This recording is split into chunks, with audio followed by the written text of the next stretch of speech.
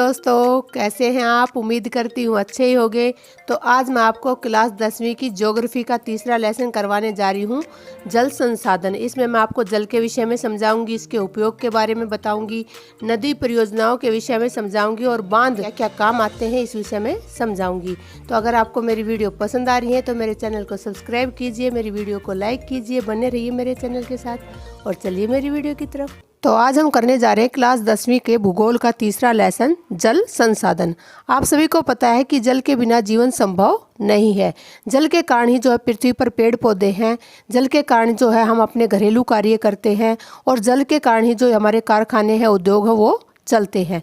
तो जल क्या है, वो जीवन है और यह एक नवनीकरणीय संसाधन है। नवनीकरणीय क्या होता है, जिसका हम पुनः उपयोग कर सके। मतलब क्या है कि एक बार जल जो है खत्म हो जाता है, लेकिन हम दोबारा वो नवी होकर हम उसका उपयोग कर सकते हैं। कैसे कर सकते हैं कि मान लो ये समुद्र है, समुद्र में से पानी भाप के माध्यम से बादलों में चला जाता है और ये जो बादल हैं वो सघन प्रक्रिया के माध्यम से भारी होकर बारिश के रूप में बरसते हैं। तो ये जो बारिश है ये फिर जो है नदी नालों के माध्यम से फिर समुद्र में पानी आ जाता है। तो ये एक चक्र के रूप में चलता रहता है।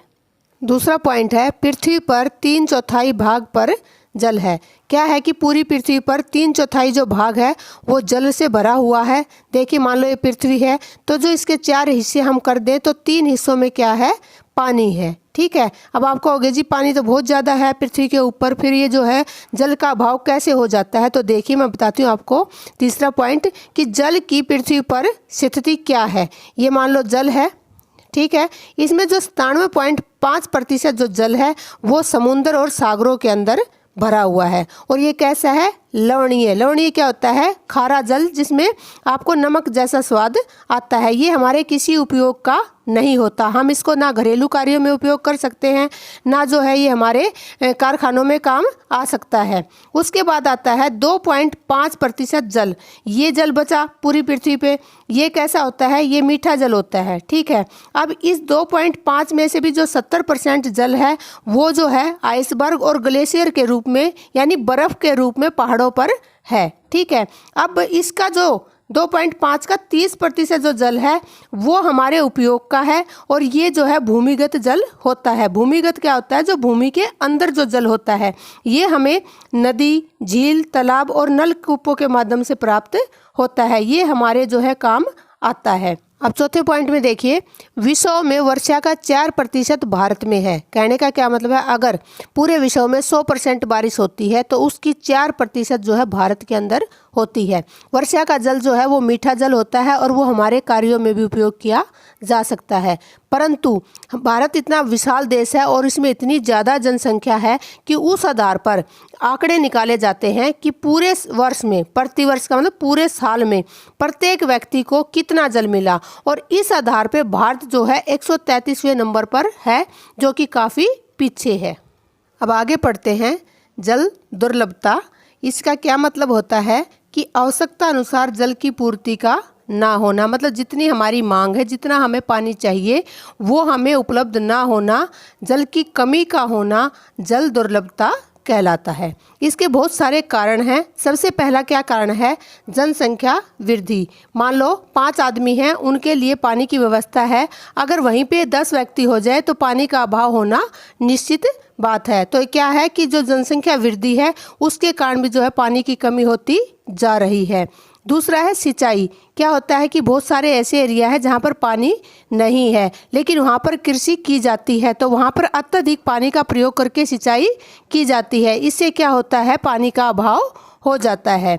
तीसरा है औद्योगिकरण। क्या है कि जब भारत आज़ाद हुआ तो यहाँ पर जो है हर वस्तुओं की मांग की पूर्ति करने के लिए उद्योग लगाए गए और उद्योगों में क्या है कि बहुत सारी ऐसी चीज़ें हैं जो पानी से ही बनती हैं और साथ साथ जो व्यक्ति वहाँ पे काम करते हैं उनकी ज़रूरतों को पूरा करने के लिए भी पानी की आवश्यकता चाहिए। तो काफ़ी मात्रा में जो है उद्योगों के अंदर पानी की आवश्यकता होती है, जिससे भी पानी की कमी होती है। अगला क्या है, शहरीकरण। क्या है कि लोग गांव से निकल के शहर की तरफ जा रहे हैं। गांव में क्या है कि इतनी जल की आवश्यकता नहीं होती, वो साधारण रूप से भी उपयोग कर लेते हैं या काम चल जाता है। लेकिन शहरों में हर घर में सप्लाई होती है और क्या होता है कि पानी की अत्यधिक आवश्यकता होती है। नए नए मकान बन रहे हैं, नए नए उद्योग लग रहे हैं शहरों के अंदर, तो इसमें क्या होता है कि हर चीज़ में पानी की आवश्यकता होती है।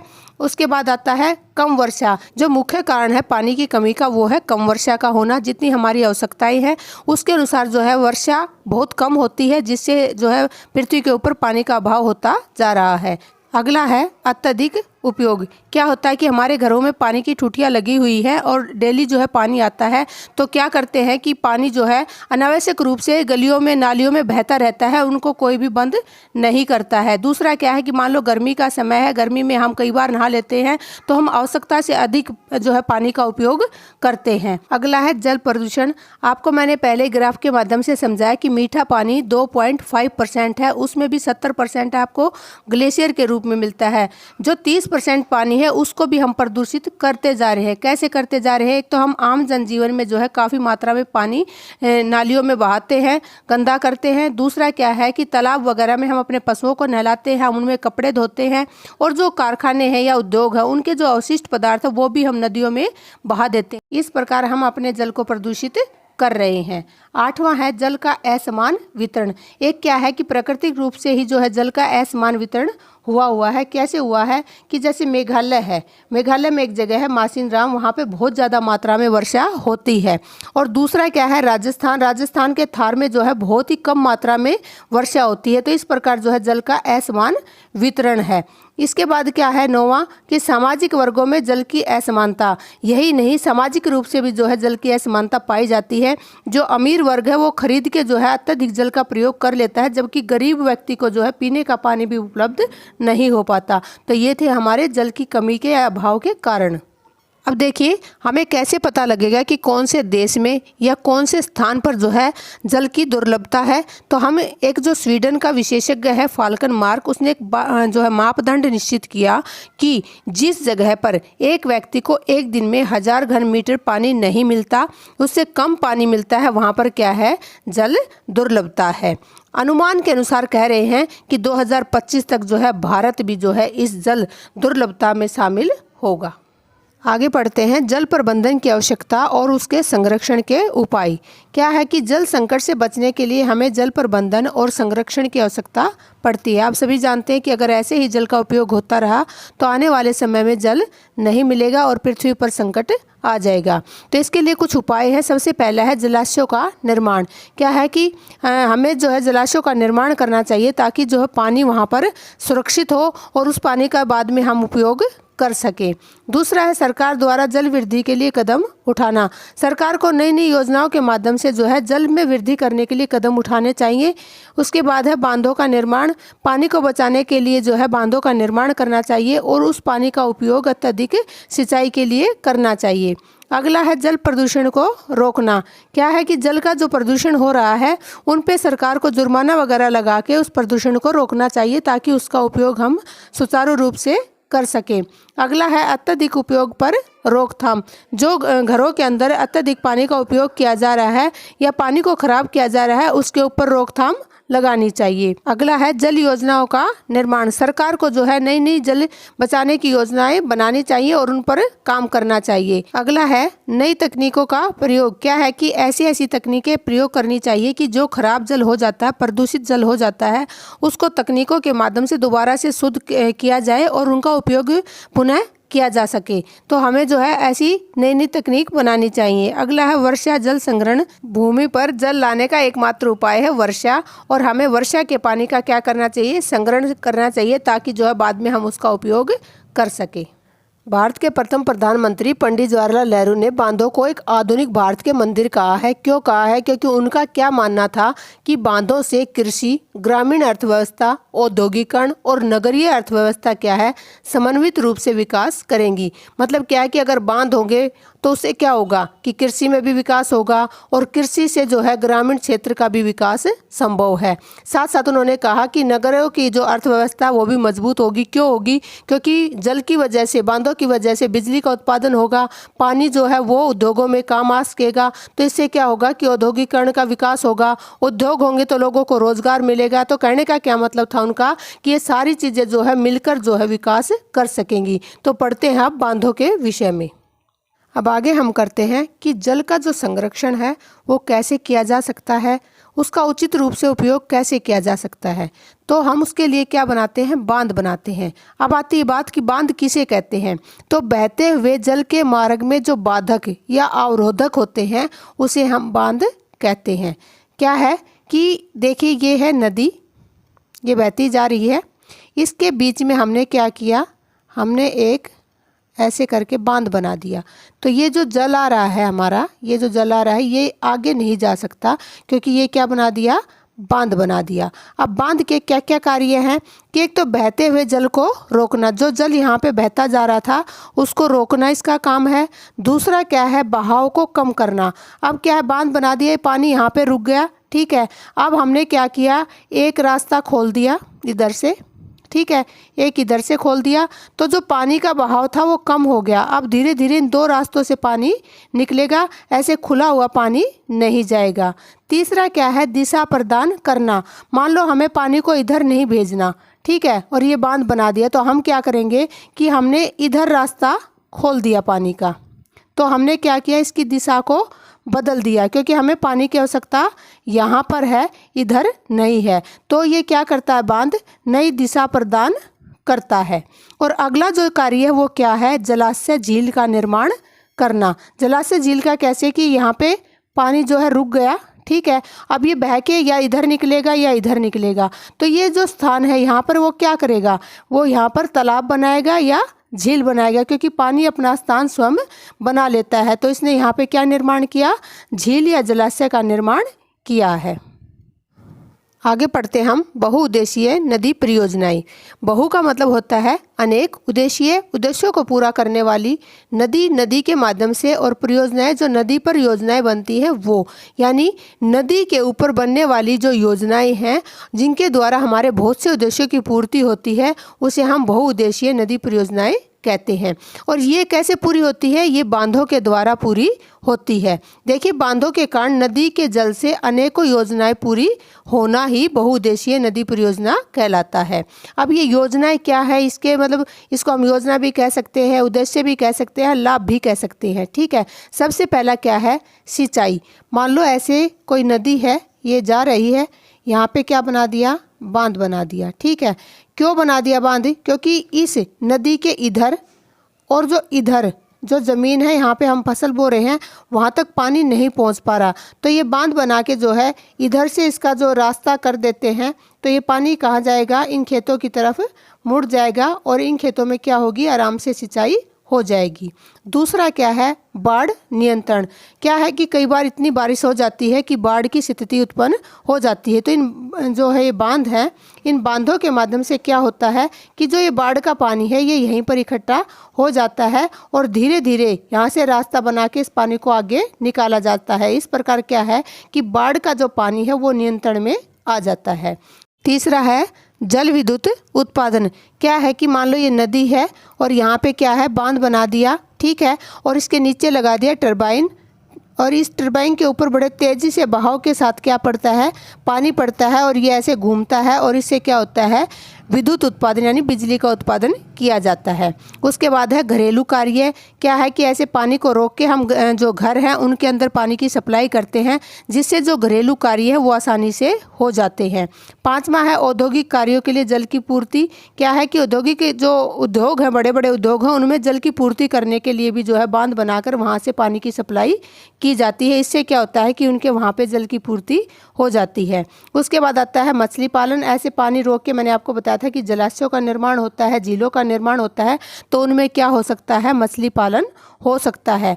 और आगे है नौकायन। कई बार क्या होता है कि मनोरंजन के लिए लोग जो है इन नदियों का इस्तेमाल क्या करते हैं, यहाँ से पानी का बहाव कम करके नौकायन भी हो सकता है, तो ये मनोरंजन के लिए भी उपयोग किया जाता है।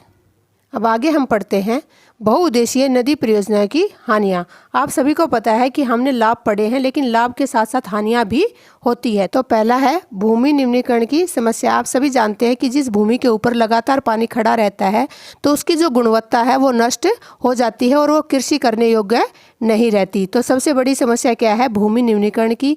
दूसरा है व्यक्तियों का विस्थापन।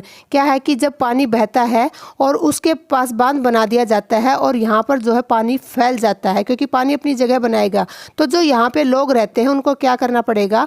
विस्थापन करना पड़ेगा, यहाँ से कहीं और जाकर बसना पड़ेगा। तीसरा जो नुकसान है वो क्या है? वनस्पति पेड़ पौधों का जल में डूबना, मतलब जलमग्न हो जाना। कहने का वही बात है कि यहाँ पर व्यक्तियों के साथ साथ पेड़ पौधे भी होंगे, वो सभी क्या है, या फसल होंगी तो वो सभी क्या है कि जल में डूब जाएंगी। चौथा पॉइंट है जल बंटवारे के लिए राज्यों में झगड़ा। क्या होता है कि मान लो यहाँ पर जो है 2 राज्य हैं ए और बी। अगर पानी स्मूथली बह रहा है तो दोनों राज्यों को मिल रहा है, लेकिन ए ने क्या किया, यहाँ पर क्या बना दिया? बांध बना दिया।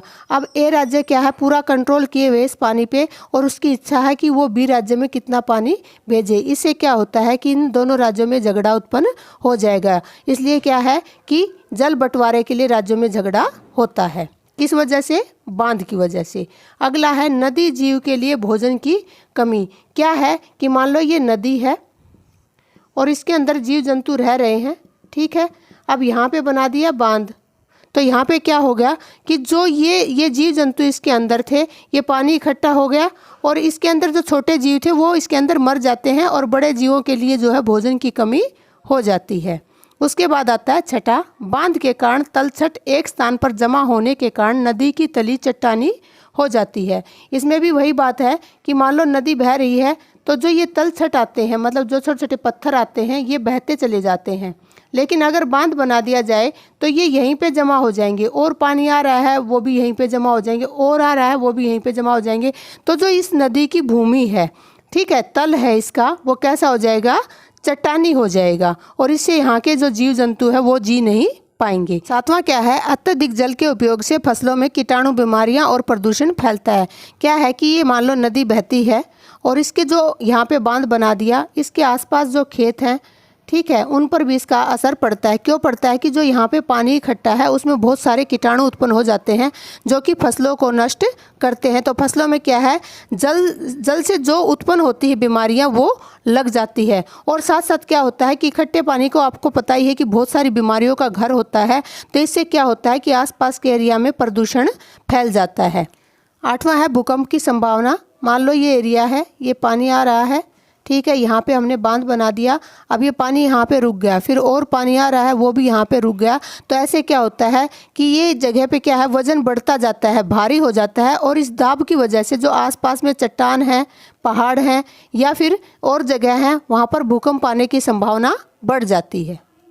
तो ये पढ़ी आपने बांधों की हानियाँ। तो अब हम पढ़ते हैं बहुउद्देशीय नदी परियोजनाओं के विरोध में आंदोलन। क्या होता है कि जब जब बहुउद्देशीय योजनाएं बनती हैं, नदी के ऊपर बांध बनते हैं, तो कई बार जो है वहाँ पर आंदोलन हो जाते हैं। तो मैं यहाँ पर आपको मुख्य रूप से 3 विवादों के बारे में समझाती हूँ। पहला क्या है, नर्मदा बचाओ आंदोलन। ये 1969 में हुआ था और ये जो है गुजरात के सरदार सरोवर बांध के विरोध में हुआ था। इसके जो मुख्य नेता थे वो थे मेधा पाटेकर और बाबा आमटे। दूसरा जो हुआ वो था टिहरी बांध आंदोलन। ये उत्तराखंड में हुआ था और 1980 से 2004 तक ये आंदोलन चला। इसके जो प्रमुख नेता थे वो थे सुंदरलाल बहुगुणा। तीसरा जो था वो था कृष्णा गोदावरी विवाद।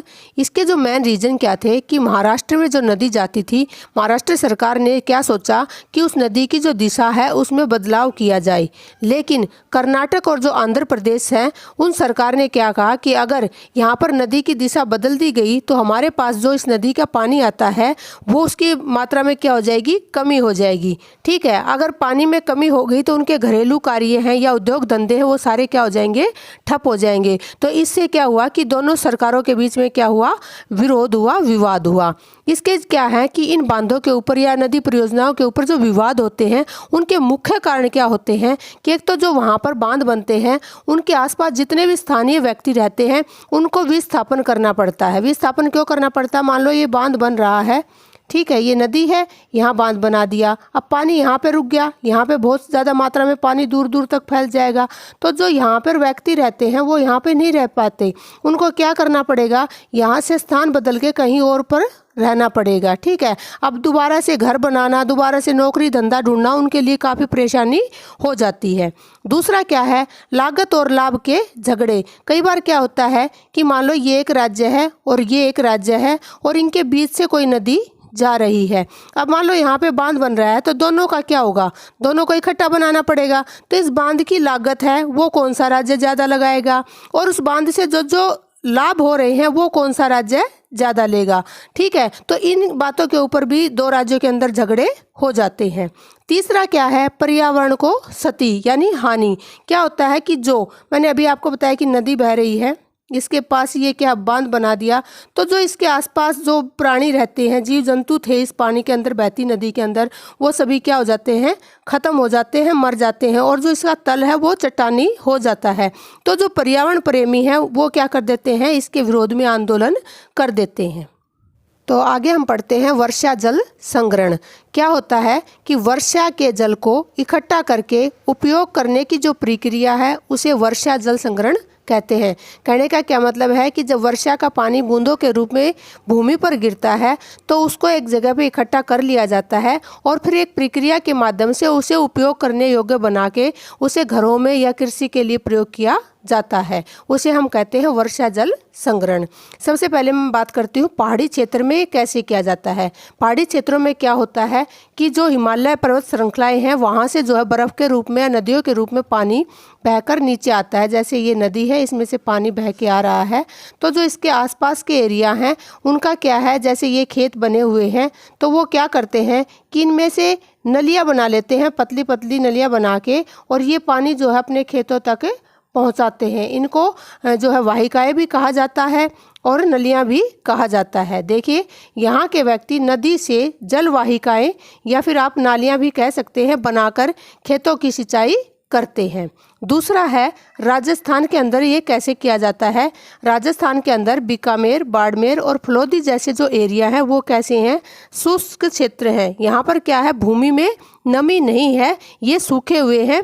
तो इसमें क्या करते हैं वहाँ के लोग, ये देखिए मान लो ये घर है, ये क्या करते हैं कि घरों की छत के ऊपर ऐसे जो है बड़ी बड़ी दीवारें करके और रख लेते हैं। जब बारिश होती है तो बारिश का जो पानी है वो यहाँ पर इकट्ठा हो जाता है। ठीक है, फिर पाइपों के माध्यम से क्या करते हैं, वो एक यहाँ पर एक बड़ा सा टैंक बना लेते हैं और पानी इसके अंदर आता रहता है। इसमें वो कुछ रासायनिक पदार्थ डाल देते हैं या फिर उसको काफ़ी टाइम तक रखे रहते हैं ताकि जो तलछट है वो इसके अंदर कंकड़ पत्थर है वो सभी नीचे जम जाए और ऊपर साफ पानी आ जाए। फिर वो क्या करते हैं, इन पाइपों के माध्यम से भूमि के अंदर एक टैंक बना लेते हैं जिसे हम भूमिगत टैंक कहते हैं या कई जगह से टंका भी कहा जाता है। ये स्वच्छ पानी इसके अंदर ले आते हैं। ये आपके घरेलू कार्यों में, सिंचाई में आदि मतलब जहाँ उन्हें पानी की आवश्यकता होती है ये उसका उपयोग करते हैं। राजस्थान के अंदर क्या है, कई स्थानों पर भूमिगत टैंक के स्थान पर भूमिगत कमरे भी बनाए जाते हैं। क्यों बनाए जाते हैं, आप सभी को पता है कि राजस्थान में क्या है, बहुत गर्मी होती है, वहाँ पर सब कुछ क्या है कि रेत की वजह से गर्म रहता है। तो इसमें क्या है कि अगर भूमिगत कमरे बनाए जाते हैं तो उसमें पानी संरक्षण के साथ साथ क्या होता है कि जो अन्य रूम होते हैं वो भी ठंडे रहते हैं। अगला क्या है कि जो पश्चिमी राजस्थान है वहाँ पर अब इंदिरा गांधी नहर निकल गई है जिसकी वजह से पूरे साल जो वहाँ पर रहता है जल उपलब्ध रहता है। लेकिन कुछ घरों में जो है वो जल अब भी पसंद नहीं किया जाता, वो अब भी जल संग्रहण करते हैं। चौथा है कर्नाटक के अंदर मैसूरू जिला है, वहाँ पर एक गांव है गंडाधूर गांव। यहाँ के ग्रामीण क्या करते हैं, अब भी वहाँ पर अपनी जल आवश्यकता पूर्ति के लिए छतों के ऊपर वर्षा जल संग्रहण करते हैं। इसमें 200 घरों में यह व्यवस्था की गई है, ये अपने आप में एक रिकॉर्ड है। अगला है पश्चिमी बंगाल में खेतों की सिंचाई के लिए बाढ़ के पानी को क्या करते हैं, वाहिकाओं द्वारा, मैंने आपको समझाया था इन्हें हम नलिकाएं भी कह सकते हैं, और बड़े बड़े गड्ढे बनाकर पानी को इकट्ठा किया जाता है और फिर साल भर जो है इन गड्ढों के पानी से क्या किया जाता है, सिंचाई की जाती है। गड्ढों में पानी होने से क्या होता है कि भूमि के अंदर अपने आप ही नमी आ जाती है। ये जो है आधुनिक बातें हैं, अब भी ये हो रही हैं, लेकिन ये कार्य जो है प्राचीन समय से ही चला आ रहा है। देखिए इसके 2 एग्जाम्पल। प्राचीन समय में क्या था कि इलाहाबाद के नज़दीक एक श्रृंगवेरा नाम की जगह है। उन्होंने क्या किया था कि जो गंगा नदी के बाढ़ का पानी था उसको संरक्षित किया था और उसके लिए एक विशेष उत्कृष्ट संग्रहण तंत्र बनाया था। दूसरा जो एग्जाम्पल है वो है चंद्रगुप्त मौर्य का। उन्होंने भी अपने शासनकाल में क्या किया था कि पानी को संरक्षित करने के लिए बांध बनाए थे, झीलें बनाई थी और जो सिंचाई के जो तंत्र हैं उनका निर्माण करवाया था। थैंक यू मेरी वीडियो देखने के लिए। अगर आपको मेरी वीडियो पसंद आ रही है तो मेरे चैनल को सब्सक्राइब कीजिए, वीडियो को लाइक कीजिए, बने रहिए मेरे चैनल के साथ। मिलती हूँ अगली वीडियो में। Bye bye, take care.